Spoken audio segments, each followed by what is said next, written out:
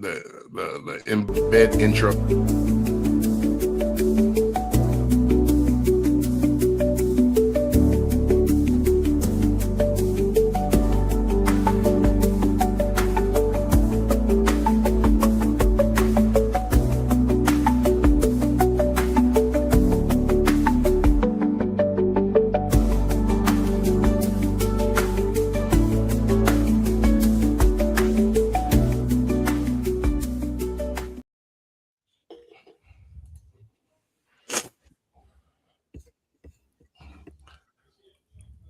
Alrighty.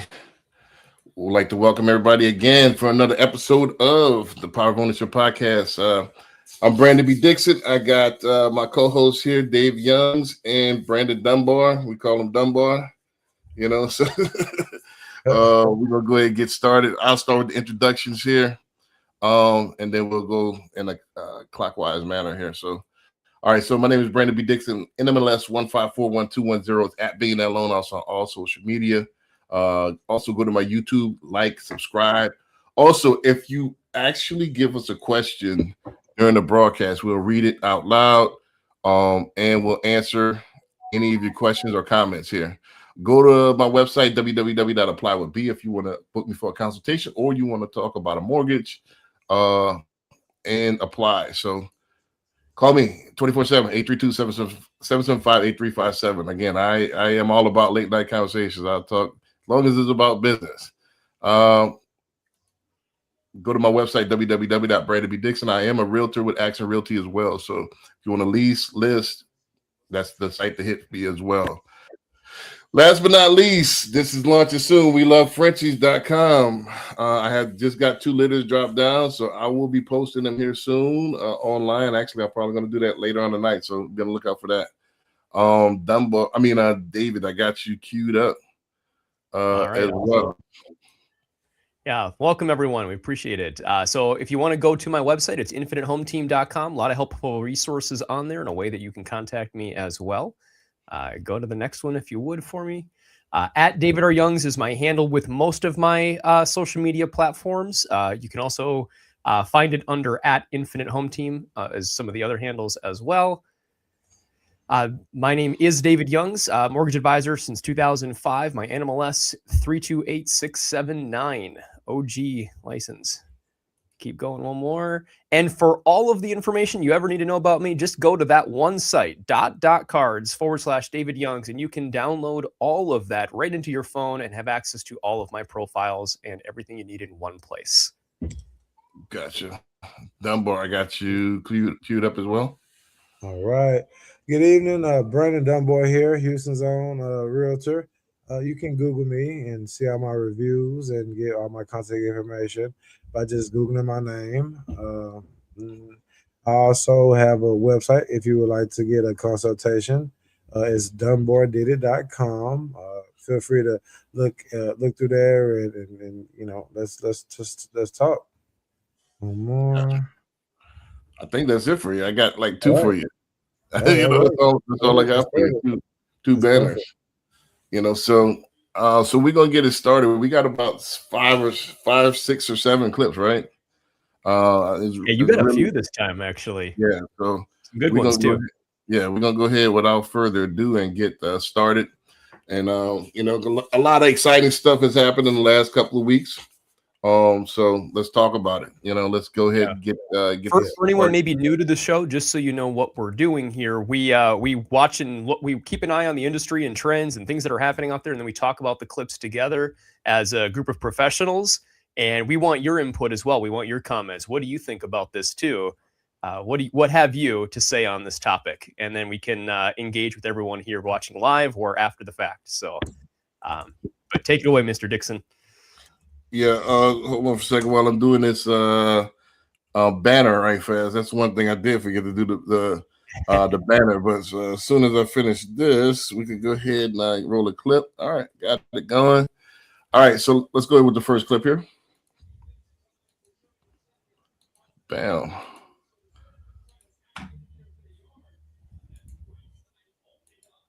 Directs Fannie Mae and Freddie Mac to buy $200 billion worth of mortgage bonds. And last time that happened was 2020 up to 2022. And guess what happened? Beep! Mortgage rates dropped. So when the government buys mortgage bonds, demand goes up, yields go down. Because if everyone wants the bonds, they don't have to pay a high return. That means mortgage rates would drop like it did between 2020 up to 2022. If that actually happens with cutting of interest rates, with inflation coming down, it's going to look sexy in 2026 for mortgage rates, if it actually does happen. But if it doesn't, I still expect mortgage rates to be a little bit better after second quarter 2026. But if it does happen, 2026 mortgage rates are going to look sexy. So cross your fingers. To stay up to date on mortgage news, follow my page. And also do me a huge favor, share this video. All right. Actually, it was good that I didn't have the sound on for the first the screaming part. So we got part the meat of it just in time. So it actually wound up pretty good. Dunbar, what's your thought first? Because you're in the real estate space primarily. I'd be interested to get your thoughts on it before any of us in the mortgage space too. Oh yeah, sure. So I guess my first question would be, if I'm not mistaken, the mortgage rates have dropped slightly since December. Is that correct? They have. Yeah. Well, like if it's if the rates are anything like 2020, it's gonna be a very sexy year. It's gonna be. I know we mentioned steadiness a couple of weeks ago, but if it drops to COVID interest rates, then it's gonna bloom, which is gonna be good for me, of course, and in my listings. But we'll see if it actually happens, and we'll see how low it actually goes. But like I mentioned a couple of weeks ago, people are used to these rates now, so it can only get better from here if they do drop even slightly. Gotcha. David, I'm queuing up the next clip, so you want to go ahead while I'm doing this? Fine. I could probably go for 20 minutes on this one. This first video. this is a big one. So one thing that I think is interesting is the government's done this before. Back in the COVID period, right as COVID was kind of hitting, all of a sudden the government started what's called quantitative easing, or QE. People might have heard that phrase, quantitative easing, where all of a sudden the government decided to come in and start buying billions of dollars, injecting money into the economy to buy up these bonds. And they artificially dropped rates down into the threes and for some even the twos, which created an inflation crisis.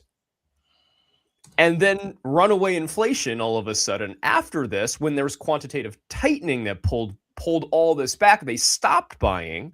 All of a sudden, rates went from, they were going down. And then we saw what happened right after that ended, and it went up, all the way to over 8% on average. And then the whole real estate industry stopped. Because it's kind of like, oh no, what did we do? Like we gotta slow this down. So they started doing they kept cutting the Fed funds rate down. Well, then all of a sudden they started raising it up. And they did it actually in one, I forget the exact stat off the top of my head, but it was the fastest, most amount of Fed fund increases that we've ever seen in history in just a few months. And that's what created the 3% to 8% rates all of a sudden. I think that was 2022 off the top of my head for the year. The years kind of run together now at this point in my head. But when that happened, all of a sudden, everybody just put the brakes on. They're like, I'm not going to sell. I'm not going to buy. I'm not going to refi. I'm not going to do anything because rates just went up. So one thing that I'm a little concerned about is if they start doing this again, doing it in a way that is more tapered, a slower process, not just we're going to come in and try to bail out the banks and buy all these things right away and do this immediately. I want to make sure that we're in a position, if possible, where we see rates slowly keep trending down so it becomes more affordable for families, but it doesn't do this drastic drop. Because when you have that too fast, it creates other problems like we saw. So that's my thought, is just mainly it's cool to see it from, selfishly from the mortgage and real estate side of things. I would love to see rates come back down. But I think for an economy, for the families across the nation, doing it too fast could create bigger problems for more people. So that's my thought on it. I think it's a good thing if they do it. I would love to see it happen. Curious on everybody else's thoughts too, in the comments as well, if you want to throw something in there, because this is a big deal if they start doing this again. It's been a long time since they've been doing this. Right. So don't forget, we'll read the comments, like the video as well, and then share the video. We definitely appreciate it. I'll go ahead and piggyback what you're saying. I think what happens is I'm going to speak metaphorically, then I'll speak actual first. If you put too much chum in the water, the sharks are going to come out and have a feeding frenzy. Don't forget that, especially in our market, I'm not sure how your market is out there in Minnesota, David, but in Houston is an international city. So if you drop the rates, not only everybody's going to come out and try to hop in the market, but even everybody internationally is going to come out and try to buy in it. So we're going to see, yes, we will eat. I would agree with what's the mortgage. I think his real name is Men. I will agree with Men. Yes, it will be sexy. However, for that first-time home buyer, if you think this is your opportunity to buy, pick your poison. You're going to pay more for the house because everybody is going to be competing now for that same house. Everybody's going to be bidding. You know, you're saving on a rate. However, you're paying more towards the principal. You're paying a larger price. You know, because it becomes a seller's market. Exactly. Supply and demand.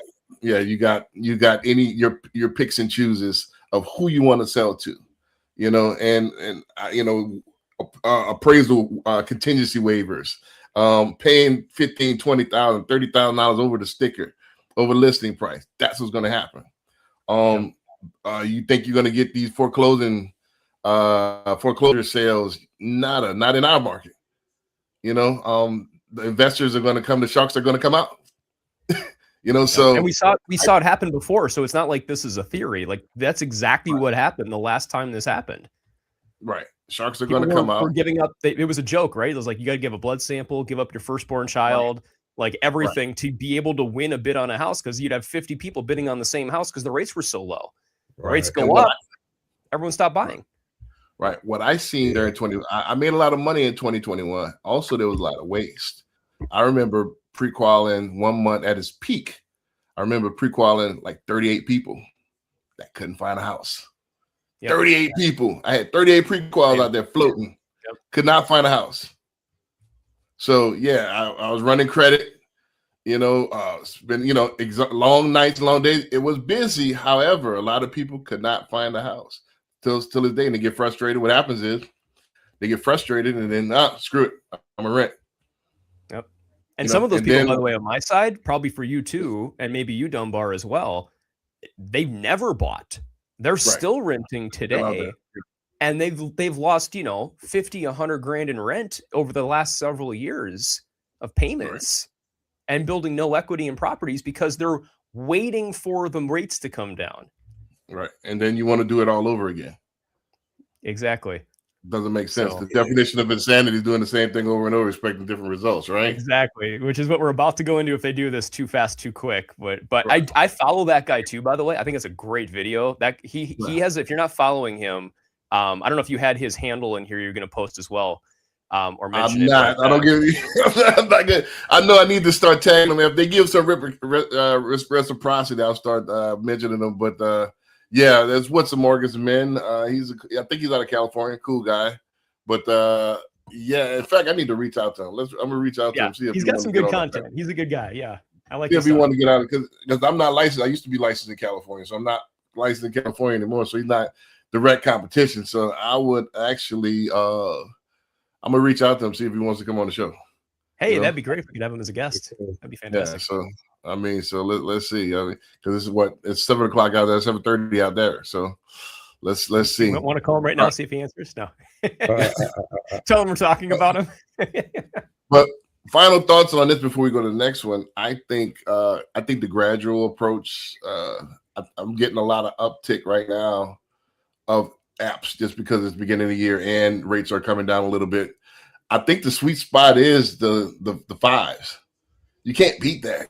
I mean, 5% is a sweet spot because it's not outrageous. It's not super duper low either, but that was an anomaly. You know, that happens maybe once or twice a generation. Yeah. And keep in mind too, the banks, I mean, I know banks, everyone says banks are greedy or whatever, but banks do have to make money in the process.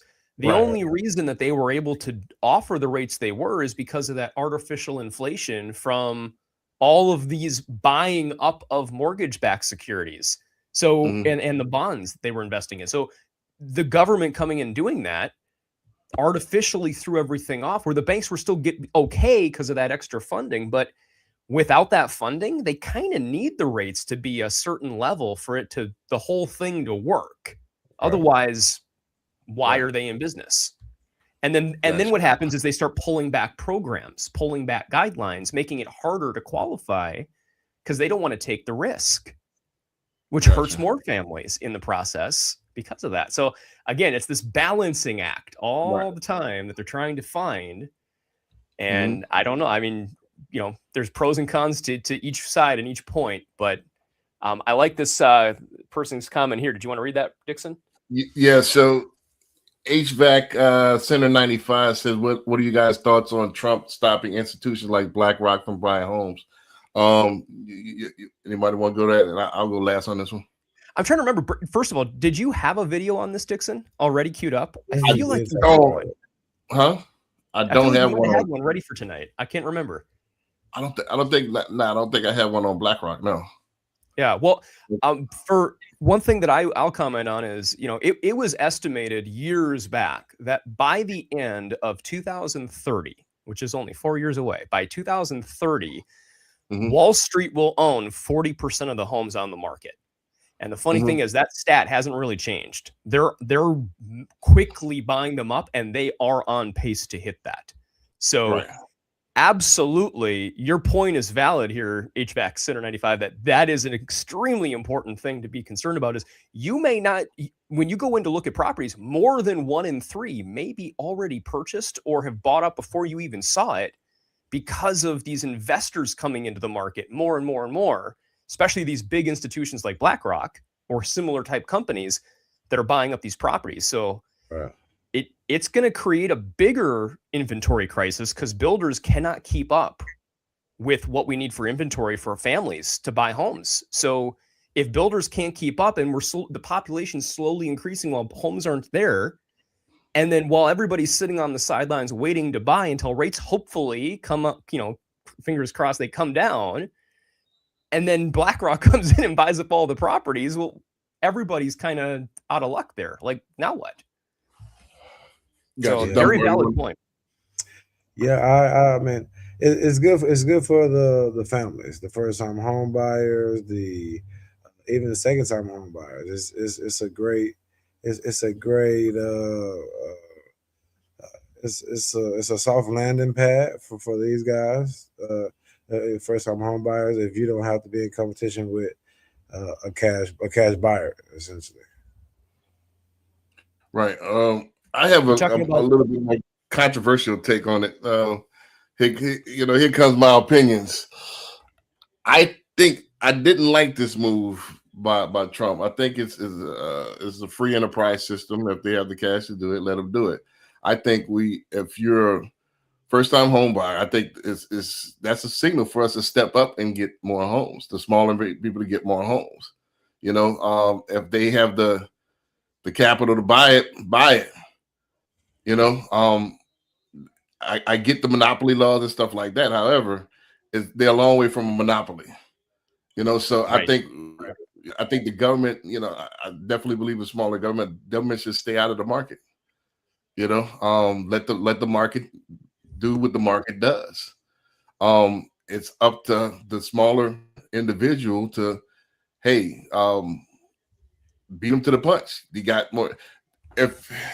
Why should we incentivize? If it's the right thing, you should want to buy homes. Especially if you're in that mid-tier to lower class. This is going to be the biggest investment that you're ever going to have. So if you're not incentivized by you're not incentivized by that, then if you're renting, like, why should we? why should the government step in and stop them from facilitating what you want? All right, so the government gonna stop in, and all right, you guys can't have chicken sandwiches after 7, man. This is bad for you. You know, Yeah. we got too many chicken sandwiches out here. So funny enough, I think you and I are saying the same thing, Dixon. Like right. I'm in agreement. Like if the government just stays out of it, that's the problem. Is they created that artificial situation, and then they're like, oh no, what do we do? Well, we got to stop injecting money, and then the market skyrocketed up. Like if they just stayed out of it the whole time, everything would probably have been fine for the most part with families. Like the rates would have been stable, not as low as they got, but you know, so I agree with that. Your comment, HVAC, though, about, you know, most Americans can't afford a home. Absolutely true. Right. Part of the problem, though, I'm going to argue is not that they can't afford a home. It's, and I'm not calling you out here, by the way, when commenting, I'm saying just in general, there's a massive lack of education in the market. Right. People, and thankfully, people watching stuff like this, trying to gain that education, that information and learn about it is very helpful. But there's such a lack of education out there. Families may not realize that it's more affordable than most think. The problem is they're reading stuff online or talking to well-intentioned friends and family, or even other professionals that aren't true mortgage professionals, mortgage advisors, and or working with someone even in a retail company that's just like, oh, you want to buy a house? Here's an application. Let's pull your credit and throw it in and hope it works. There's not really any guidance there on how could we make this more affordable? What are some strategies and how we can make an offer on the property? How we could restructure the financing terms, doing a temporary or a permanent buy down, or working with the listing agent on the seller contributions, and so many different ways to slice this thing without going into detail on all these topics. So I think it's more affordable than most people think. Also, keep in mind, interest rates were over 8% for a while. The average, I just pulled it up here quick, the average today interest rate lock for a top tier credit scenario is right around 6% for a conventional loan. Correct. That's pretty affordable. That's not bad. Yeah. Well, this is the thing. I think I disagree with that. HVAC Center 95. Most Americans can afford a home. They're paying rent right now. You know, and the rent is synonymous with the mortgage most of the time. You know, especially in our market in Houston. You know, Dunbar can attest to this right now. You're not going to be able to get anything in a decent neighborhood for less than $1,850. You know, for a 3-bedroom house, or you know, even an apartment's going to run you $1,700. There's your mortgage. There's your mortgage, right there. You get income tax. There's down payment assistance. There's all these grants and programs. The city of Houston offers a program. This person offers a program. You can, but you won't. Something else in your life became more important than making a great financial decision. That's the problem. Or I'm going to argue they haven't met the right professional yet. That's given them the advice. They don't know don't know what to do, even though it's there. Well, the help is there. I think with a computer that you have at all times in your pocket, you can seek the help that you want if it's important to you. A lot of times that big screen, that vacation, that the ease of stress or whatever's blocking it is more important than taking that delayed gratification and getting your house. So I disagree with that. Most can't afford a home. Most can. Some can't, but most can. And when we talk about most, we're talking about 51% or more of Americans can afford a home. Can I also point out, even if you can't today, even if you can't, it doesn't mean you can't forever. It means just not today. The key is you got to work with a professional that's going to give you a plan of action and walk you through step 1, 2, 3, 4. Here's what you do to reach your goals and get to that point. You can do it. Sometimes it might take a few months. It might even take a few years for some families, but it's possible. And I have, doing this for 20 years, I have many, many case studies of clients that have done this where we have gone through years of planning together and consultations and free advice, and they're in a home today because of what they implemented back then that no one else had ever taken the time to do, which is sad. It really is sad. Right. I mean, I the agree with point you is on that if you're willing to actually take the steps and do it, it can be accomplished. Most people don't own a home because they don't want to own a home, and we do have some contradictory views coming up on some of these videos we got coming up. So we're gonna get into this a little bit deeper here. But let's get into this one next. I don't want. We can talk about this on because don't forget we're still on the first one. I know you picked a really good starter video. As soon as you played that, I'm like, Right. we're gonna be here all night, man. Right. So let's go ahead to this next one because, like I said, I don't want to be stuck on the first one all day. So let's go to the next one here. All right. Can y'all see the screen? Yes, sir. All right. Cool. Let's go ahead and get the banner going.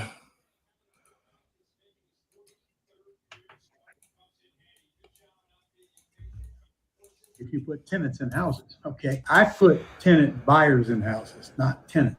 We put them in there with no less than a 5% non-refundable deposit. They are responsible for all the repairs after the first 30 days. And now I got people that have a dog in the hunt and they take care of the house. And, you know, most of them don't actually buy. I give them a couple of years. I'll give them as long as they want, to tell you the truth. But if they got to go get their credit cleaned up or whatever, stopping them from getting a loan while they're living in the house and acting like they own it because they do have an option to buy it. Good news or bad news is most of them won't buy. Now, if you're like me, and you're doing it for the long term and you want to get filthy, stinking rich owning houses that we bought using no credit and little or no money, then you can buy as many of these as you like because I do not guarantee debt. I don't want you to do it either. So anyway, I don't mind tenant buyers. I've done all I'm going to do with straight tenants because they don't have a dog in the hunt. And it's two totally breeds of human beings, if you ask me. Besides, I like to see people get into a house that can't get in there any other way because they don't qualify for a loan and they know it. I'll give them plenty of time to qualify for the loan while they're paying me rent. And I've had some tenants been in houses 10 years and never bought and paid off my houses while they were in them. And that's the kind of business you'd want to build if you're going to do a rental business. I won't apply to apartments, but it definitely applies to single family houses. And then think about this, all the benefits. Big old deposit coming in. There's a building equity in the property. Your debt is paying down. Your price of the house is going up. You get tax deductions because you own the house. Next thing you know, you got a golden goose. And when I show you how you can do that and not pay income taxes while you're doing it, that ought to light you up. Why won't you ever rent a house again? Because I've been doing this too long and I know what happens to you if you put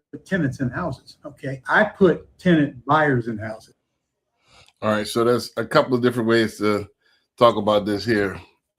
You know, y'all want to go ahead in first and I'll take last, or y'all want me to go in first? I think you should start this one. You were last one. Cool. Let's talk about it from the tenant standpoint. The reason why I put this clip in here is because you see the mentality as far as on the landlord's mentality. You're paying off his mortgage. He's getting all the benefits. You're taking care of, you know, even if you're a tenant buyer, you're taking care of the house. He doesn't have to do anything. All you're doing is paying down his debt. Then he said, like he said, most of them rent for years and never get their situation straight to actually buy. And it's almost like Planet Fitness. You know, most people, their business model is they got a membership, but most people never go, you know? So, and that's the business model, you know, they're paying the $27 or $10 or $15 or so, you know, they before you know it, they've been having a membership for a couple of years and they've only been twice, you know? So that's the business model. It's like you've been renting all these years. You have no equity. You have nothing to show for it. You do have a roof over your head. However, that money is not working for you. It's actually going out the door. So I wanted to show tenants on the other side how the other side thinks. Now let's talk about it from the landlord side. Landlord side, I definitely agree with them. That's my long-term strategy as far as an investor as well, to get tenant buyers. And here in the Houston market, we definitely have a lot of them because, you know, I hate to say it, was a sanctuary city at one point where we got, at one point it was 7 million illegals, probably is double that now. So a lot of people that don't have Social Security numbers that can't get loans, but they're working and they have, you know, all the driver's licenses and, you know, they want homes as well. So you got the large down payment, the 20% down, they're making money and you're willing to sign this contract. Sure, go ahead. And I get all the benefits you're paying, you know, that's a lot of, you know, my friends and a lot of my colleagues, that's what they do. They have, you know, 9 or 10 of those. Don't forget in Texas, well, I think this is federal wide. You could do 9 of these a year without needing to declare yourself a lending institution. You become the bank. So I don't know if you're aware of that. You can do 9 of those a year, like where you're owner financing. So that's what you want to do as far as just a renter in there, because think about it. A lot of people, how extensive are those rental applications now? You got to have perfect credit, perfect this, perfect that. With a buyer telling, hey, you got the money? Okay, you sign this contract and I'm putting you in 20% down. Go ahead, tear it up. I got my 20% down. So and Texas laws are not like we're not lenient towards squatters and all that. So that's my strategy. I definitely agree with them on that. Tenant buyers as opposed to just tenant. And I don't want to preach all night, so I'll go ahead I'll yield the floor on that. So I'll go ahead and take it. Yeah, man. It's I wish they had more programs that has a rent to own from just a lower scale basis. It was coming back in the 90s to have like a rent to own situation, but now it's very difficult, and from what I'm seeing, to actually get somebody that's willing to let you rent until you can qualify or you meet a certain threshold to buy it. That's what I will say. And yeah, renting is 100% interest. You can't, you're never going to build anything up to while you're renting that house. It's not, that's not how that works. And to kind of piggyback on your point, it's extremely hard to get a rental home in a good location in our market. I mean, I was saying people, they want $750, they want 4 times the rent. I mean, it's easier to buy than it is to rent in the popular sub markets here. Mm-hmm. So I'll go next. So one thing that's interesting to me is I don't think a lot of families that are in these situations. Now, we're not talking about renters in apartments, like an apartment building. Of course, we're talking about a home, an actual single family property or a multifamily property. You're renting this from an investor. So when you're in this circumstance, I don't think a lot of people realize, go talk to the landlord, the person that owns the property. Go talk to them, say, hey, we would love to buy this property. Would you work with us and work something out for a rent to own, or also what's called sometimes, depending on the circumstances, it's going into another topic, but sometimes kind of similar, is a contract for deed.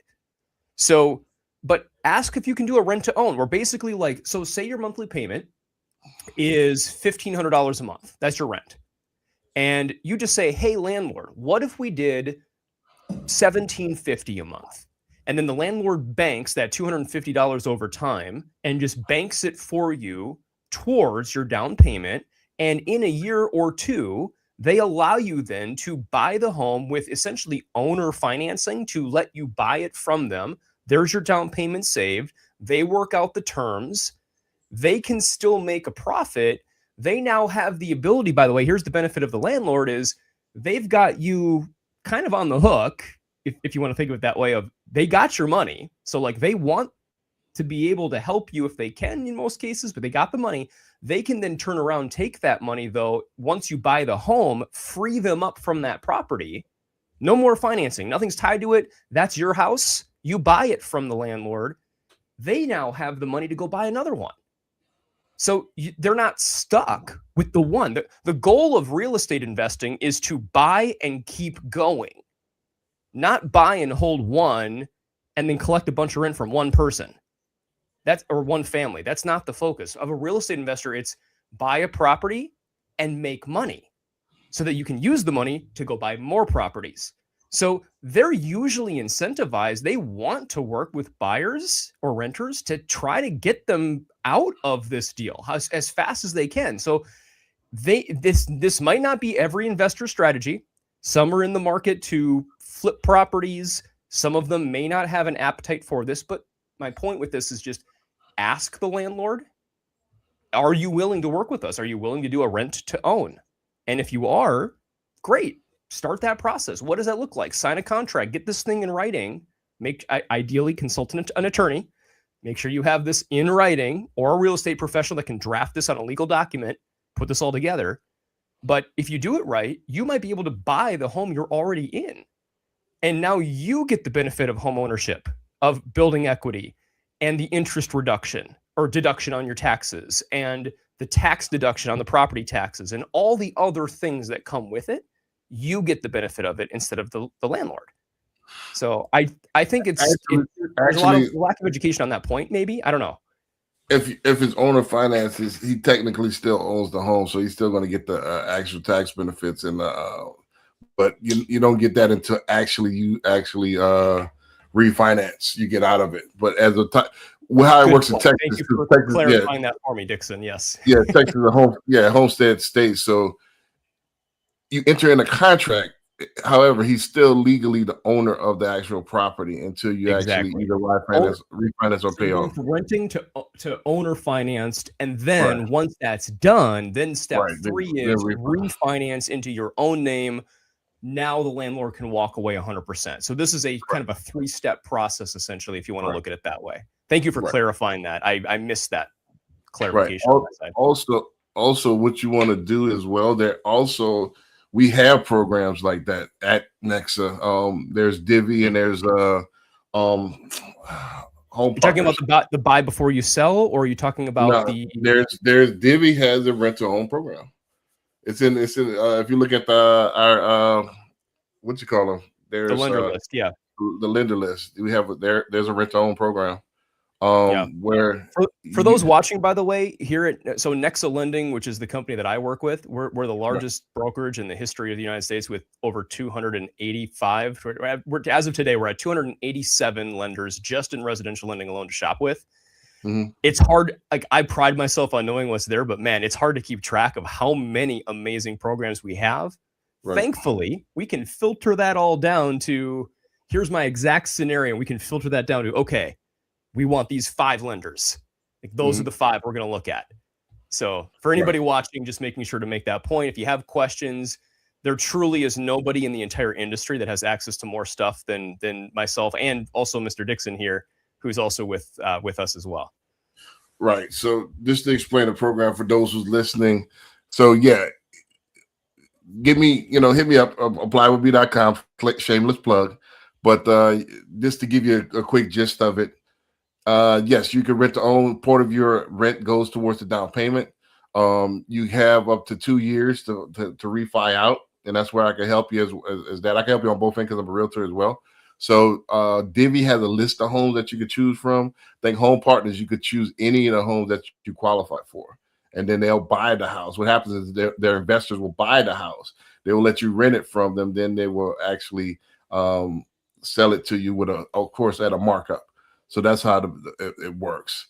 And then I think to get in, Divvy is $560. I believe the other one is $580. If I'm not mistaken, don't quote me on that. For a minimum credit score, you're saying? For minimum credit scores to get in, minimum mid score. So give me, contact me for all the details. But there are rent to own programs out there. There's 2 that we deal with at Nexa. So absolutely. Let's go ahead to the next one real quick. Now we're starting to move a little bit. So I'll put a couple in here that's going to be controversial, like that's totally opposite. So just to get the conversation started. This was an interesting one. Yeah. Yeah, this is interesting. Check it. Here's how I made $1 million in real estate without owning real estate. First, it's about control, not ownership. Ownership opens you up to liabilities, being sued. All it does is put a massive target on your back. I mean, why do you think billionaires operate out of trust, privacy, asset protection, taxes, or lack thereof? Home ownership is a scam if you're living in that asset, which is now a liability. Plus, if you don't pay your mortgage or your property taxes, guess what?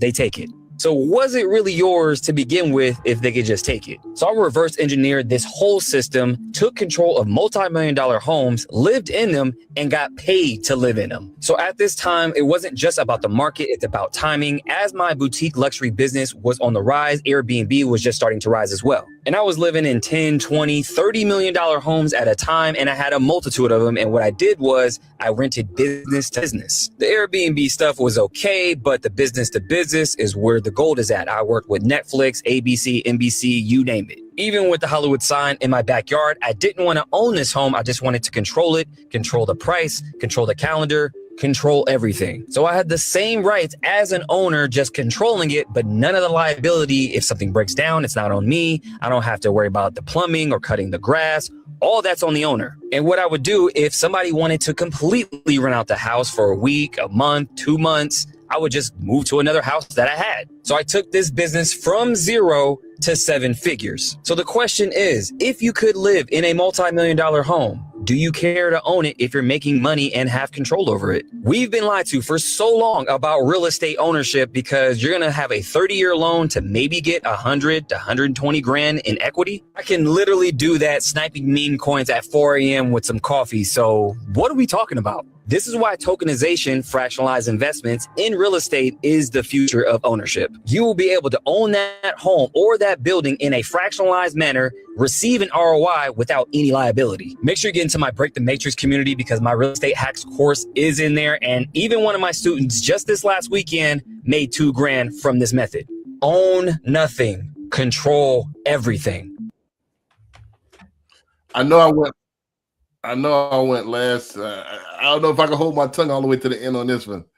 You know, If you want to go first, please Yeah, go first. ahead. man, I don't know if I can hold my tongue on this one, man. Yeah, this is first of all, I think a lot of let me just say this. A lot of this be rage bait like bots, I think. You know, I think it's like somebody's paying this guy to say these things. Could I just interrupt one point of, I mean, why wouldn't you want to go? Yeah, go live in Hollywood. Like, why not? Like, you can drive that car, you can have that house. Like, why not do that, right? Like, it sounds amazing. Go do that. Like, why doesn't everybody do this? It sounds so easy, right? But that's not exactly how it works. So, I just wanted to comment on that point before you keep going on the explanation or your thoughts. So yeah, I think that's one of those either AI videos or fake influencers. It got to be because let's just look at it. Let's common sense. How many people are going to have hookups with MTV, VH1, and all that? Have the network to middleman those deals. The average Joe doesn't have time to have another business to middleman those deals. So it might work for you, but is it? Are you able to duplicate this model? And what's the proof of concept that you're able to? You have a student that made $2 grand. Wow, hooray for them! But is on a mass scale, is this a good strategy for you to proclaim that hey, home ownership is a scam, which has been the pillar of the American way for over a century. So just because you found a way to make some money, and that doesn't mean it's scalable, to the masses. So and then second of all, like every market doesn't have multi-million-dollar houses that people are willing to rent and move around like that. We got this community called River Oaks. That's one of probably the most highest per square foot, in the Houston area, but that's all old money. They're not letting you rent out their house for a beach party or for a weekend. That's not happening. Because you might see a synagogue on the corner, you might see a church. It's the neighborhood. It's so they're not going to let outsiders come in and just Airbnb, so to say, or verbal those type of houses. So it might work in that market, but it's not scalable in this Houston market, or even probably other markets as well. It might work in. I'm in Minneapolis, St. Paul, Minnesota. It not scalable here for the most part either. Right. So all that to say is, I'll cut it short. I think it's cap. Cap means I think he's exaggerating. I think he's trying to do a hook to go viral, but it's not. If you look at the details, it's really not sustainable. Don't listen to him. I'll go and yield the floor from there. Dunbar, So pretty much what he's doing, he's just trying to sell his course or his he's trying to sell something to somebody. That's why it's a lot of misinformation and a lot of generalizations of what he thinks can happen in any market. it's totally crazy, and it was pretty much he pretty much wasted everybody's time that watched it because it's a fairy tale. Right. So Pretty what long he's stretch. the key, it was a longer video, but the key in the video we were watching is he explained if you I'm not encouraging you just to go on Google and necessarily get your advice from here, but if you Google search fractional real estate investing, what is it? Just to understand the concept of what he's talking about, this is a real thing where basically you can come in, buy a property at part of the property. Like you might have 10, 20, 50, 100 investors on this thing, depending on the size or, price point of the home, or even commercial is where this sometimes spills over into, where you might have, kind of like a timeshare, exactly like a timeshare. That's actually a really good way of explaining it. Think of it like a timeshare. You're buying time or space in this little piece, tiny little piece of the property that now means you get to control a little bit of the decision as one of the members of the thing, of where it's going. You get maybe a, depending on what the home sells for, how the financing goes and how it's used, you may get a return on your investment. It is an investment strategy. I don't think it's the investment strategy, but it's an investment strategy if you have a bunch of money to throw around, which I don't think most people do. Not to cut your wisdom or cut you off, but see the contradiction in the video. He said fractionalized investing, that's ownership. That's just a different type of ownership. So why are you downplaying ownership? So you're saying owning real estate is a scam, but fractionalized investing is owning the home. What are you talking about? That's you just exactly own a right. piece. Yes. So it does, so you got to look past the like George Carlin used to say, the sale words, so the state of the art is all BS words, so right. But that's the funny thing is you're buying a piece of this thing. You now own a little piece, but right, you still own. This would be the very one-off one person that happens to have the right circumstances with the right property, with the right thing, that the stars align on this thing, that I think that's where you want to go. If you're the average person watching this as a first-time home buyer or a move-up home buyer, like this is not something you really want to focus on. You want to focus your money on your own homes, your own properties, and even local real estate investors. Like focus on what you can do in your local market and control versus I'm going to go invest in a Hollywood property over here and try to make money that way. I agree with you completely. I think the whole thing is more of a hook for marketing than it is for practical application. Right. It's not sustainable. Again, a lot of stuff on social media is free, and that's what the podcast is here for, to debunk some of the fugazi that's out there. And fugazi means phony. Don't forget, like, comment, keep the comments coming. We'll read them live. We'll answer any questions. Don't forget to like and subscribe, please. If you like our content, tell a friend to tell a friend. Subscribe, please. All right, let's go to the next one here. I got it queued up. I got a couple more, so we're making good time here. All right. Let me put the sound on. Detrimental things you can do in real estate. Explain to me why you think that's detrimental, son. Let's say my first property I bought for $70,000. I had another $80,000 in renovations, plus another $10,000 in soft cost. I was all in $160,000. This property reappraised at $300,000. Let's say I sold it for that. If I sold it for $300,000, I would have 6% in realtor fees and another 1% in seller concession fees. That'd be $279,000. Then I have to pay off my $160,000. That's your first loan, leaving you with $119,000. Well, that seems really damn good for 60 days, Caden.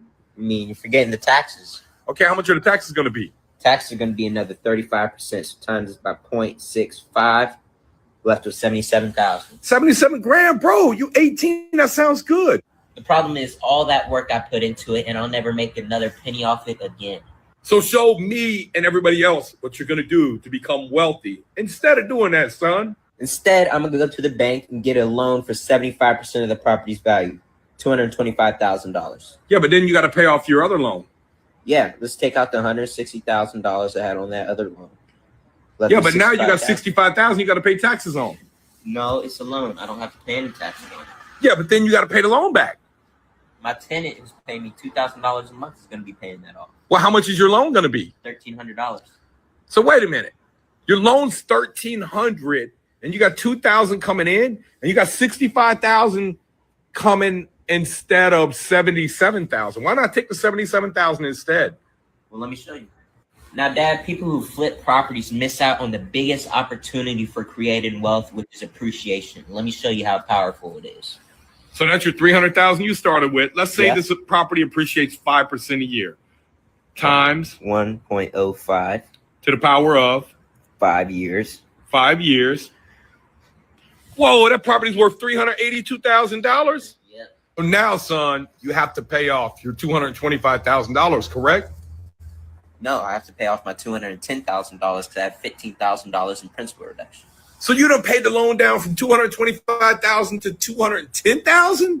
Man, show us how much equity you got in this property now. All right, so you got $382,000 property now, and you owe minus the $210 Yeah. equals. Now, add back in the $65,000 in cash out that you got. Now, add in also the $18,000 in cash flow you got. Equals $255,000. That's why you buy and hold. If you guys want the same videos that I'm putting together for my son, comment Burr below, and I'm going to send them to you. Kaden, why do people that flip Well, I'll get the floor on that. I'll let y'all go ahead. That's a lot of math right there. Anybody watching is probably like, "What?" But it's good, man. I think you broke it down to the molecule. Like it's easy to follow. I mean, for me, I don't know. Like, how about everybody? We're in the space, so it's a little different, I think, for us. But Right. I mean, anybody watching this, I think, is like, "Oh my goodness, like what just happened?" Like you might have to watch that thing, go back and rewatch it like Right. 3, 4, 5 times, and be like, "Okay, what's the math? How does this work?" Yeah. Basically, well, I'll let you. I'll comment last on this one. No, I think it's his. It's the funniest. It's one of my favorite gifs or memes or whatever is from The Incredibles. Math is math. Why did they change it? Right? Like math is math. So if you can benefit more one way versus another, and the math proves it, do it that way. Don't let emotions rule what you're going to do. Let the math talk.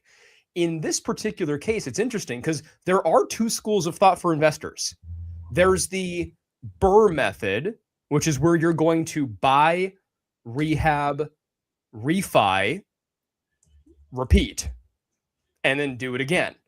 So you're holding these properties because you're buying them, rehabbing them, putting a renter in there, collecting rent from them, gaining the equity, gaining the tax advantages, building all these things. This is the Burr method. That's why he said comment Burr in here, BRRR. This thing works. There's another school of thought, though, on buy, fix, and flip, where you're going to buy it, rehab it, and flip it immediately instead of getting a renter in there. You're going to flip it. You're going to sell it on the open market, try to capture your equity immediately, go on and buy the next property. So there's 2 different schools of thought, 2 different kinds of investors out there doing this kind of thing, I think. And it just depends on who you want to be as an investor in your local market. Might dictate this too, by the way. Whatever's going on in your local market might change the strategy and your financial position. However, if you're doing it the right way, you should make money in both. Like neither way is bad. They're both good. They're both incredible. This is where people make money, is real estate. But which one will make you more in your local market and your strategy? I would argue his point might make you more in the long run. I agree with the math. Yeah, Right. I do too. I do too. To fix and flip takes it's a lot. It's a lot more risk, if you ask me, because you have to have, like we said, contractors. You have to have it in a market to where it is valuable enough to sell quickly. Holding, buy, holding, putting the renter in there is definitely the way that I personally I would go, because like you said, you get the equity out the home. You get the benefits of tax, and then you get hopefully some type of cash flow from the renter. So I mean, it's a no brainer. But the thing about it is, it takes more cash up front to repeat a buy and hold situation, right? Because if you know, it'll take you umpteen years to for that equity to and that renter's cash flow to purchase you another house.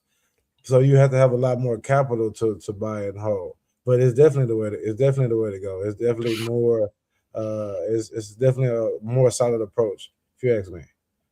I get what you're saying. Now, I was going to disagree with you. I get what you're saying. You're talking about upfront. Yeah, Right. yeah. I was going to Yeah. say, like, I think Yeah. you make a very valid point, Dunbar, on this Right. point of it Right. does take a little more upfront, maybe just to get into Right. the game of doing it that way, Right. the right way, versus you So- got to constantly be recouping your money all the time by fixing and Right. flipping. Right. You're going to buy, hold. It's like, okay, well, now you held the property, but how do you buy the next property? Right. Like, where am I going to get the money for that? And like, you got to wait and take time. And okay, unless you're in a position where you can financially orchestrate this to do it faster, you're going to need to wait sometimes a little longer to get to the next property. Right. But Right. go ahead, Dixon. Yeah, your thoughts. There's a way around that. There's a way that you don't need a lot of capital. Absolutely. And again, that's why you contact your local next lending advisor, and I'll show you how it's done. There is like lenders that we have at Nexa that'll lend up to 75% of the LTV. I mean ARV, excuse me, after repair value. And sometimes it depends on the property. And I wouldn't do this for amateurs. You have to have a property that has a high ceiling. And you have to have the crew to do it. You know, that's the main point. I'll give you an example. I've done one where we paid, I forgot the exact numbers, but let's just make up some numbers. After Use repair value, 100,000 as an easy example for math.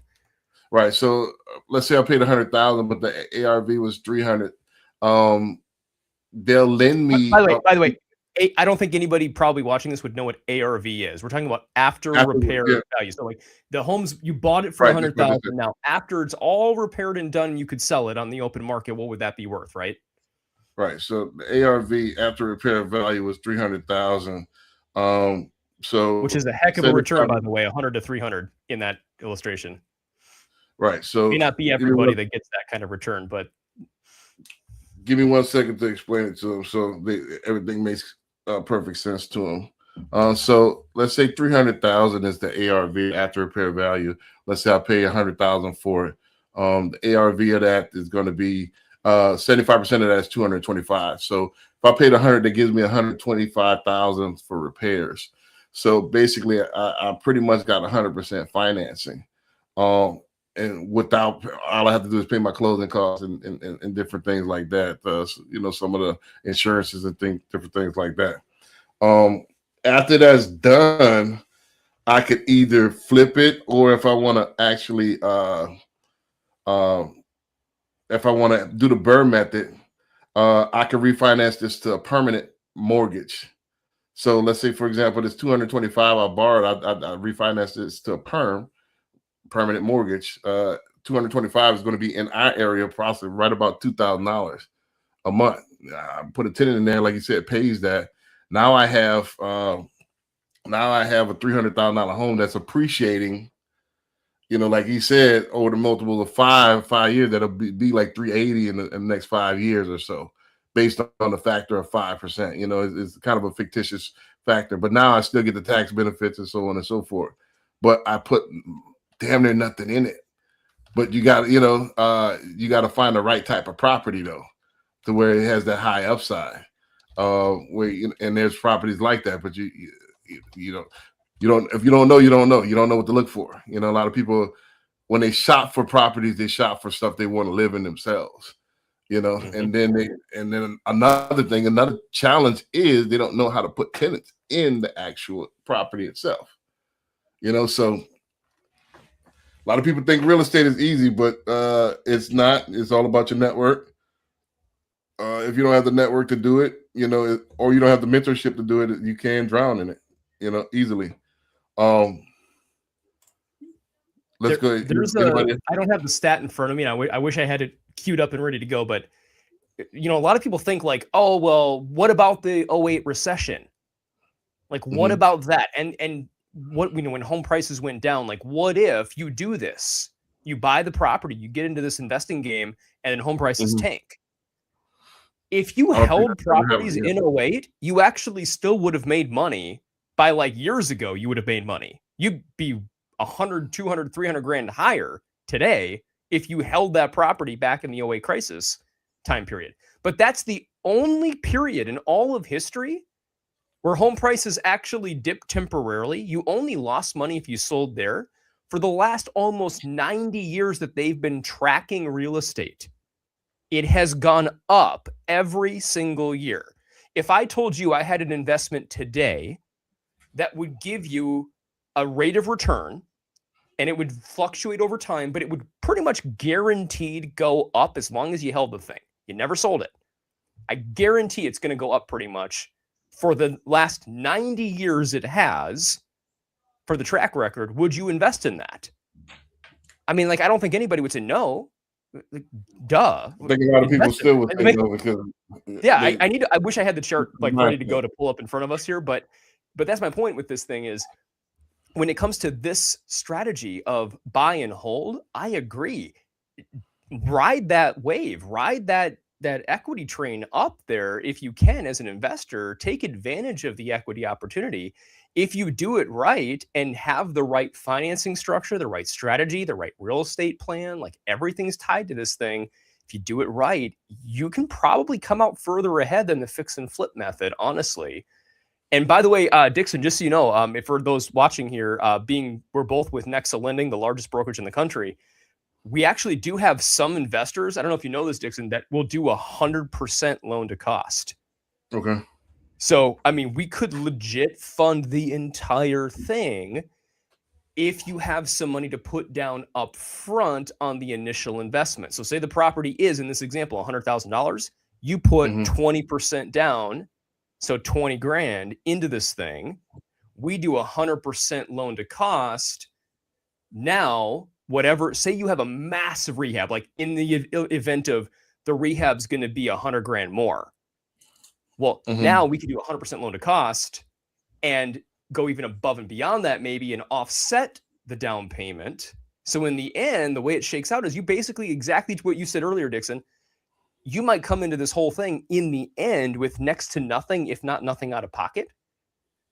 When you do this, and then you're holding the property, keep that property in your portfolio of investment properties, keep going. Like, I mean, this thing can work really well if it's done right. But I don't think a lot of people understand that this is even a strategy that exists, or lenders that do this kind of thing. Well, yeah, they don't understand that. They think, I mean, it's a lot.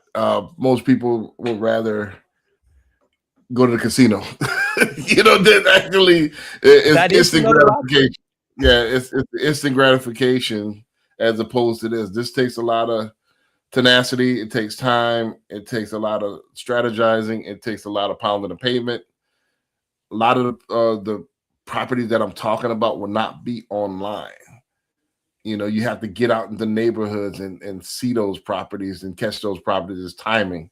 So if you're trying to do this from your couch, like the guy said, I could mine Bitcoin at 4 a.m. If you're that type of guy that want to sit in the house, and this is probably not for you. Like, you're not going to find this type of property. You're going to get stuff that's, by the time it's posted, everything's processed already. By the time it's on our local MLS, which is HAR, by the time it hits HAR, it's already processed. All the money's been squeezed out. Even if it is. Can I also argue and make the point of, this is why you need a really good licensed real estate professional to get you on the live MLS service, I don't even want to mention the names. All the other syndicated websites that you go on Google and you start typing out of like homes near me, and then anything that shows up, that's not live data. You want to make sure you have Right. a licensed professional, ideally one that knows real estate investing specifically and is tied to other investors and groups that knows that market, but then start joining real estate group communities on Facebook or other social media platforms like this. There's a lot of real estate investor groups where they're looking at this kind of strategy. They're talking about this stuff. They're sharing property information. Who wants to jump in with me on this one or whatever? Like, there's a lot of different places you can meet good people that can help you get into this space if this is the space you want to be in. Gotcha. We got a couple more, so what the time it is, we making decent time, so let's go ahead and knock these out real quick. And don't forget to like and subscribe on the video. So, all right, let's go ahead. The last couple. All right, I got the go broke because of a house. This is something that I'm realizing, right? Yeah. Because you buy the house, you have the mortgage for the house, then you got to furnish the house and you got to do all kinds of landscaping and all that. Then it's the constant upkeep. Is the constant upkeep of the house, right? You got your electric bill, you got your gas bill, you got your cable bill, you got all of these different things, right? Then you got to cut the grass. Then things break over the course of time. Then you got to repair the sink. Then you got to repair the dryer. Then you have to pay property taxes. So the bigger the house, the bigger you can have thousands of dollars a month in utility bills if your house is big enough, right? You can have $50,000 a year in taxes if your house is big enough, right? You can have $20,000 a year in upkeep if your house is big enough, let alone the mortgage that you're paying, right? So now you're one of these things where two things happen. You lose opportunity costs because all of this money is just coming. It's like it's like $100,000 every single year that you're coming out, right? What's the opportunity cost that money was invested? Zero, because this is money that you're just spending as opposed to $100,000 invested, right? We talk about stocks. So now let's say over the course of 10 years, that's $1 million that you invested. That could easily be $2 million. That could easily be $2.53 million, right? As opposed to now that's zero. And anything can happen. Now your income starts to fluctuate. You go down. You still got to pay. You might try to sell your house. The house isn't selling on time. So now you running through your savings. So now before you know, you burn through savings. You burn through savings, and that's something I'm just coming to the realization. Like, oh, this is how they get. A lot of people go broke because of a house. I'll go first on that. Yeah, please go ahead. So I hear that all the time. The only thing that's actually true about having a house, as opposed to owning a house as opposed to renting, is the one-offs, like water heater goes out or something like that. But what he mentioned, electricity bill, this stuff you have to have and pay anyway, whether you buying or renting. I was thinking the same thing. Anything can happen. Anything can happen if you're renting. You know what I mean? It takes what? If you miss your mortgage once or twice, I mean, you can roll that in the back of your loan. They're not gonna you get evicted before you get foreclosed on. Like, you get way more opportunities, you get way more chances. That's just totally. I don't know. He has to be trying to sell something, because only thing that I can agree on is the one-offs, like water heater or pipes burst or something along those lines. But everything else he mentioned, you have to pay those regardless of renting or buying. David, you want to go down? I'm looking for this last clip here. One of the last clips. Yeah, I mean there's validity in his point of your water heater could go out. We talked about this earlier. Your furnace could go out. There are expenses when you're buying a home. It's true. Like, you have those things. I have had that happen to me myself. Yeah, sure.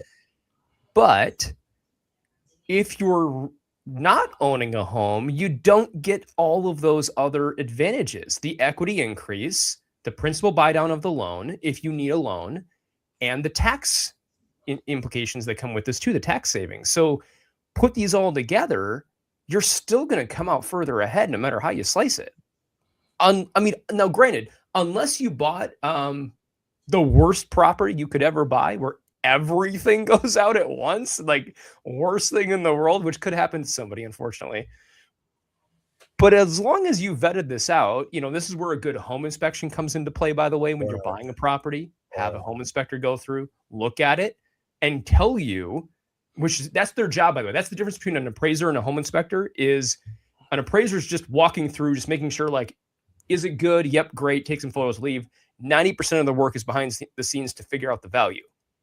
A property inspector is going through everything in the house. They're checking every window crank. They're testing every outlet. They're crawling the attic. They're going everywhere to figure out everything wrong with the thing. So have a good home inspector walk you through the stuff so you're prepared. But pending there's not going to be a lot of issues, you're probably not going to run into these issues where he's talking about of like everything goes wrong and you have to fix and repair things. Barring that not happening, I don't see how the math is mathing for him, because you pretty much almost guaranteed will come ahead by owning versus renting every time.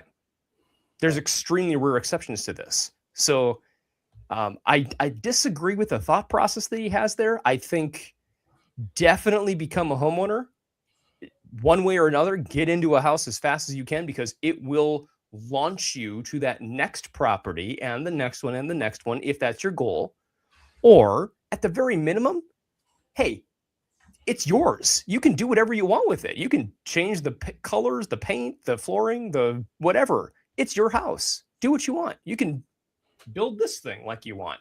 You know, like I don't have to go change it back when I move like you do with most rentals. So I don't understand the logic of this one, honestly. I disagree.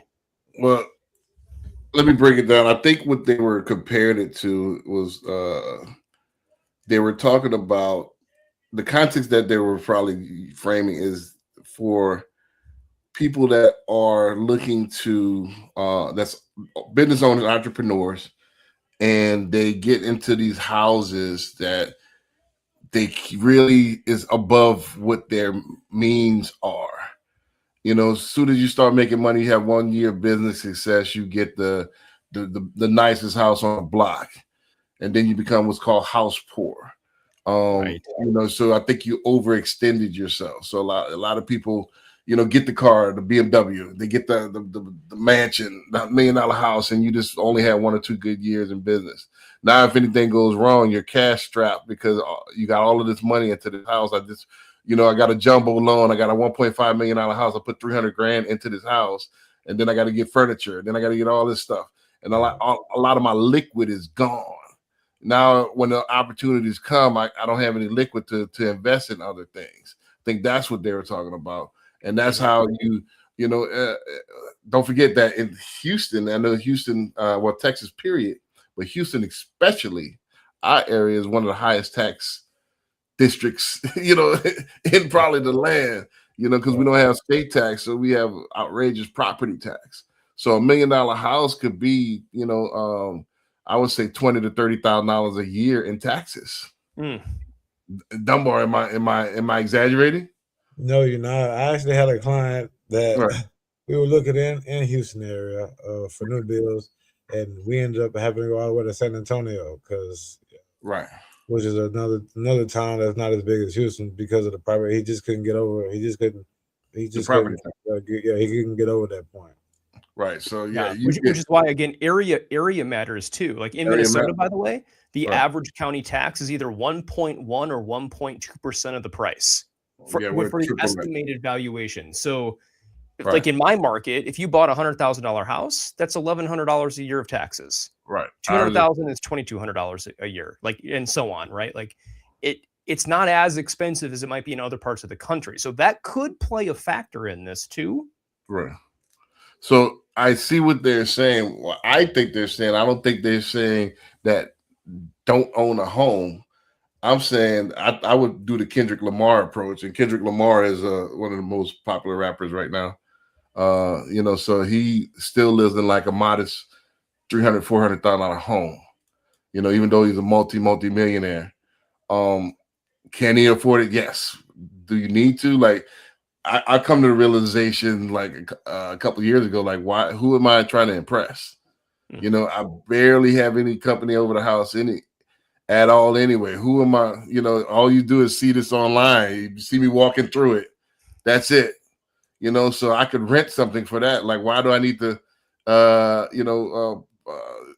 why do I need to actually hold this up this image? So I think a lot of people fall into that, and I had the same thing. That's why I downsized. That way I have more liquid for investment properties and opportunities that come along. Because we're trying to impress people. And that leaves us cash strapped. It just is what it is. Like we bit off more than we could chew. Okay, now what? Now I got this house. Now what? Now I got to keep up with it. So when you play this role, you're gonna have to continue playing it. Yep. And then it can drive you to the poorhouse. So that's for what it's worth. I feel like I have to defend myself a little bit here. That like Right. everyone's seeing my office behind me, like this is a real office. I right. just want to point out this is like the nicest room in the house that my wife and I happen to remodel here. But the Right. house is not worth that much. Like we had the opportunity to buy something much bigger, and we Right. decided like why would we need to do that? Like Exactly. my home is worth roughly 400,000 here in Minnesota. Right. It's the same, similar to yours. It sounds like, Dixon. Like it's not that different than anyone else. We've Mhm. made it our own, like, and we've made it nicer. But Right. like, why do we need anything bigger? Why do we need anything different? Like just think that- because you can go higher doesn't mean you need to. Stay Right. within your means. Right. And I think that's the point that they were making. You can go broke trying to impress the Joneses or trying to impress your family members, and they still will try to find something negative anyway. So why are you trying to impress them, and they're going to try to find a flaw anyway? So why Yep. do it? Stay within And your means, as long as I you're want to happy. come back to being prepared. Like if you're not prepared for the transition, for the Mhm. move, you don't have an inspection done, you skip it, you don't know what you're going into, you don't have the budget for it, hold off a sec. Just go in both eyes open, prepared to this thing. If you're going in blind and like, oh yeah, we're just gonna buy a house and we got the money, it's fine. Like, hold on a sec. Like this is what got people in trouble in 08 or prior to 08 in that recession, that period where we had unregulated loans where everybody could just get in, get a loan, get a home, and they started buying up properties because it was so easy. And trying to keep up with the Joneses, everybody was doing the same thing and not really thinking this through and planning it out right. So just I think having a good plan of action ahead of time and going in both eyes open is a huge piece to this too.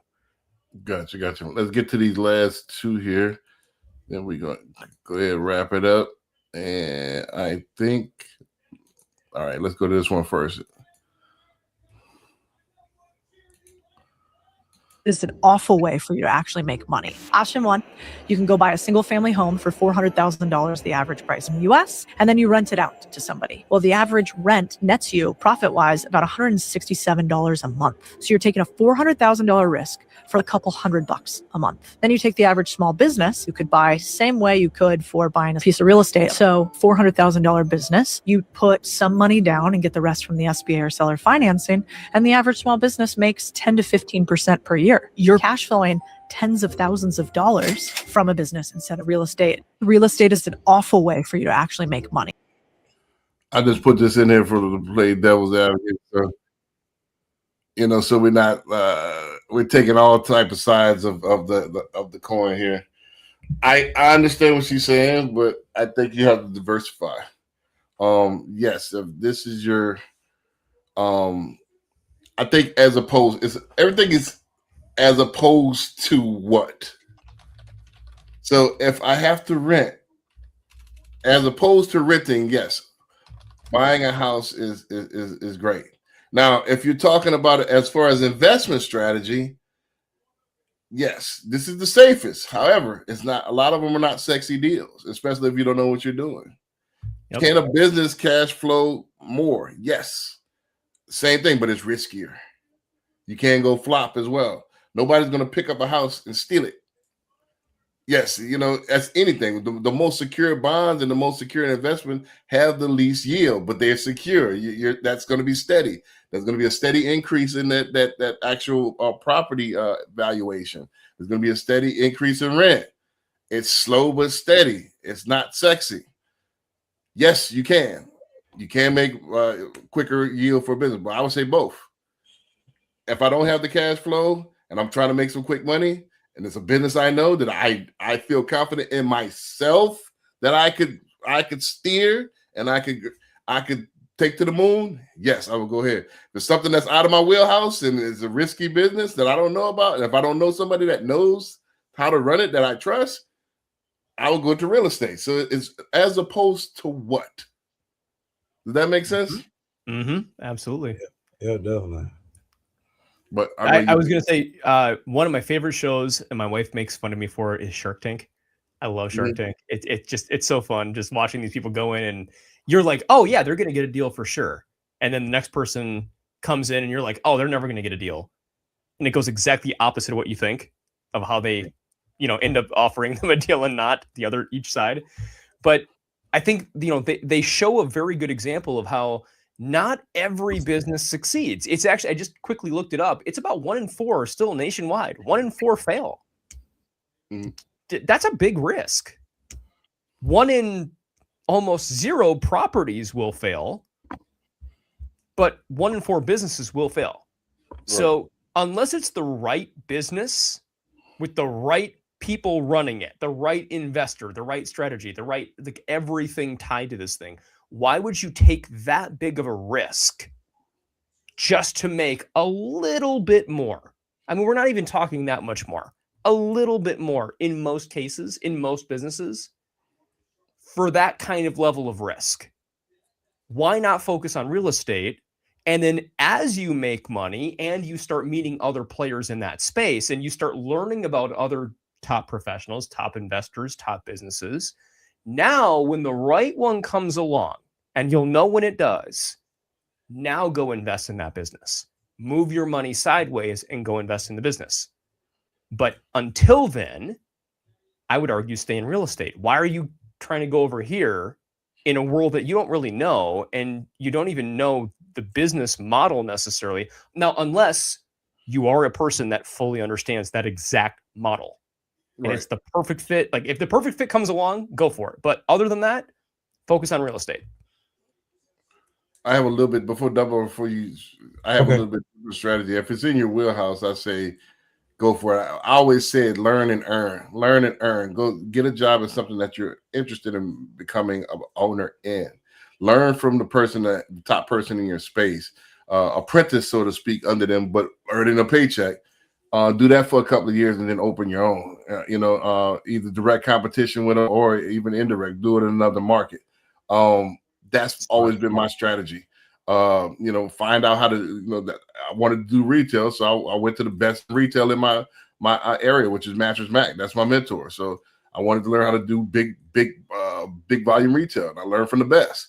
So now when I'm looking for the right opportunity, I thought I had it last year, but wound up selling the store from underneath me. But long story short, when I do get back in retail, I'm well equipped to run and blow up the top line because I've learned from the best in the business. So I'm saying that to say this, that my strategy is blow it up, then get your real estate portfolio to supplement that income.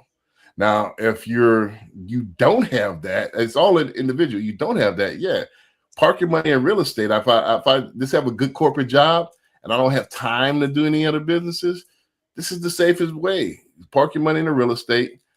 It's get your property manager. Yeah, you're going to make less returns. However, it's safe return. You still own that portfolio. So it just depends on your situation. If you're corporate, you got your dream job, you don't want to get into business, real estate. If you're a blue collar or entrepreneur looking for a come up, find a business and blow it up. Dunbar, Yeah. So first off, she said that you go and buy a $400,000 house because that's what the average price is in America. No investor does that. Like, you know what I mean? Investors go for, of course, well below the average. Market well value, below the average. And that's another thing that, anybody that knows anything about real estate or business in general would know. So you don't go and buy a house that's you maximize from the beginning. And how you do that is you buy a house that is below the market. So when you do rent, you have greater yields, right?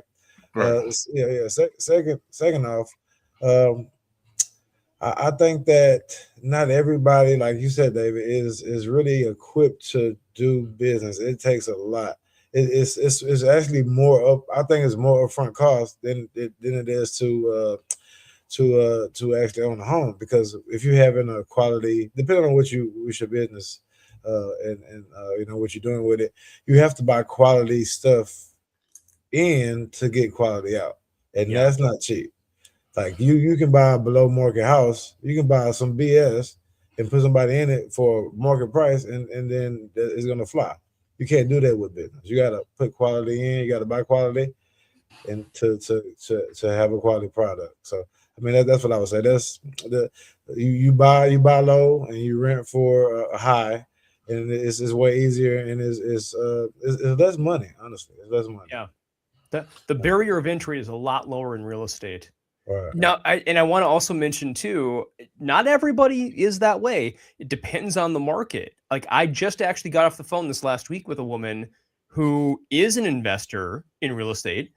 All she does is $1 million plus level properties.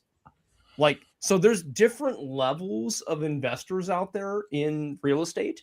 So sometimes the barrier of entry is larger depending on what market you're in. But in general, I think to your point, Dunbar, yes, absolutely. The barrier of entry is lower getting into real estate than it is into business investing. Well, and your risk is so much higher that way. So like, why would you go that route first? Go real estate first, that second, only if it makes sense. I think she was trying to skew a narrative. I think that's for lazy investors that'll buy from the MLS and have something already turnkey and then try to turn that into a rental property. Yes, that'll be your cash flow, $167 because everything is done already. The real money is to buy the ugly houses and then turn them into functional houses. That's what most investors do. Right. Most investors don't say, I like that house. Let me get it for investment property. All right, you can do that, but the money's already made. Somebody's already processed it for you. It's already like an edible, a lunchable. It's already packaged and prepackaged. It's already the salami is already cut up for you. The crackers already spread out, and the cheese spread is already packaged, bundled, and they're going to charge you a premium price because they package it up for you. Yep. As opposed to good investors are looking at this from a mathematical standpoint, not do I like the pretty house? I like the curtains. I like the flooring. That's not what they're looking at. They're looking at the math. Right. So she looked at it from that. Hey, if I buy a house from off the rack, so to speak, that'll be your yield. Your yield will be much greater if you buy an ugly house and then fix it up and then do the BRRRR method, what we were talking about earlier. Then you'll get greater yields. And then, I do agree with you. Everybody's not equipped for business, but I would say if you learn the business, there's solopreneurs as well. Like one of the guys, I think HVAC, he visits the show regularly. I think he's in the HVAC and he's under a guy right now, but he has ambitions to get his own business. So that could be a solopreneur thing. Electrician. You don't have to. You just have to be good at your craft, and then that could be your business yourself. So it's all kind of ways. And you always could buy somebody else book of business. You could buy their past customers as well. Let's end on a positive note. I got a clip from my guy here, Tony Robbins. So let's run it, and let's end on that note. Let's go ahead and run this last one. Here we go. Made your first million? Million or billion? Billion. Billion, that was only recent. A million when I was 24. So you're a billionaire? Yes, fortunately I am. And what's your name? Tony Robbins. How would you not know that if you're at my home? How did you get rich, man? What do you do? I have at this point 114 companies. We do $12 billion in business per year. Can I interview you for a minute? Of course. Your best networking tip to the younger generation? I'll tell you what Jim Rohn taught me because it's the best advice I ever got. I was 17 years old. I went one day and said, help me understand why we're broke. It doesn't seem fair that some school teacher makes in those days $35,000 $100,000 a year. And this billionaire hedge fund guy makes $1 billion in a year. And he said, Tony, listen to me. He said something I'll never forget. He goes, we're all equal as souls. You're right, but we're not equal in the marketplace. And he said, your job, it's very simple. You have to become more valuable. You have to do more for others than anybody else in the marketplace. So it's true when they say that life gives to givers and it takes from takers. I think life is always giving to us. It's our job to figure out what it is. I tell people you're rewarded in public for what you constantly practiced intensely in private. You also mastered the art of getting attention. What did you learn about building a personal brand to generate millions and billions of dollars? I would offer you a different thought on that. It's not just attention. The attention economy is already over. It's like the information economy. There's so much information. People are drowning in information. They're starving for wisdom. And everybody's trying to get your attention. They've got advertisements on people's asses. It's on bananas. It's everywhere. Come on. What you need is to get results. There's no better marketing tool than results. Then you'll not just have attention. You'll have raving fans. And those raving fans will build your business. Credibility kills all bad attitudes. That's the perfect way of saying it. How old are you now? 65, about to be 66. Tony, if me and you died tomorrow and you had one more message to leave with the younger generation, what would that be? There's 3 skills you got to have. The most important skills in life today. Skill number 1 is pattern recognition. That's what you're running around doing. What's the common pattern? What's the common belief system? Pattern recognition takes you out of fear. But the second skill is pattern utilization. If you look at somebody who's good in finance, they learn how to not see the pattern, but use the pattern. But the third skill, the one you want to get to, is pattern creation. That's when you become the greatest of all time in your particular category. That's how you get there. But I always tell people, we're not made to manage circumstances. We're made to be creators. We were created, designed to be creators. Become the creator of your own life. You got amazing advice, sir. Thank you. Thank you so much for your time. Nice meeting you. Hey, you're a massive inspiration. Thank you so much. Blessings to you. Man, that was so powerful. Before we get to it, let's read the comment. Hold on. Yeah, this was a spam comment on Twitch. But I mean, hey, maybe there is a better way to do this, but StreamYard is seeming to be one of the best places we can do this on, where we can post to multiple places at once. So right.